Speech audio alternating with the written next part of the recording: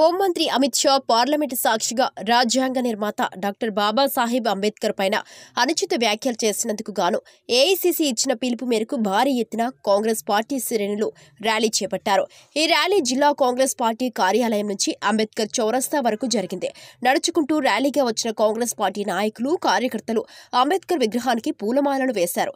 ఈ సందర్భంగా జడ్చర్ల ఎమ్మెల్యే అనిరుద్ రెడ్డి మాట్లాడుతూ రాజ్యాంగ నిర్మాత డాక్టర్ బాబాసాహెబ్ అంబేద్కర్ పైన అనుచితమైన వ్యాఖ్యలు చేసిన హోంశాఖ మంత్రి అమిత్ షాను వెంటనే బర్తరఫ్ చేయాలని, దేశానికి ఆయన క్షమాపణ చెప్పాలని ఆయన డిమాండ్ చేశారు.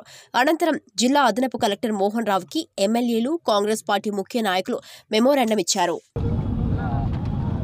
డాక్టర్ బాబాసాహెబ్ అంబేద్కర్ గారి పైన అనుచిత వ్యాఖ్యలు చేసినందువల్ల దేవుని పేరును తీసుకోండి, అంబేద్కర్ గారి పేరు ఎందుకు తీసుకుంటారని చెప్పడం వల్ల ఈరోజు మహబూబ్ నగర్లో నేను, అదేవిధంగా మా సిడబ్ల్యూసీ మెంబర్ వంశీచంద్ గారు, మహబూబ్ నగర్ ఎమ్మెల్యే ఎన్ఎం శ్రీనివాస్ రెడ్డి గారు, దేవరకత్ర ఎమ్మెల్యే జిఎంఆర్ గారు, అదేవిధంగా మా మార్కెట్ చైర్మన్, మా మున్సిపల్ చైర్మన్లు, మా మాజీ ఎంపీటీసీలు, జెడ్పీటీసీలు, సర్పంచ్ అందరూ ఇక్కడ రావడం జరిగింది.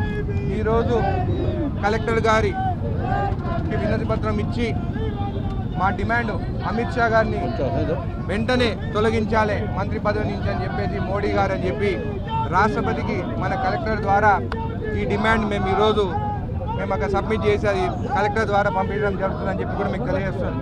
ఇంకొకసారి ఈ బీజేపీ నాయకులు మా బాబాసాహెబ్ గారి పైన మరొకసారి మాట్లాడితే వాళ్ళ నాలుకలు కూడా కోసి పారేస్తామని చెప్పి కూడా మీకు తెలియజేస్తున్నాం.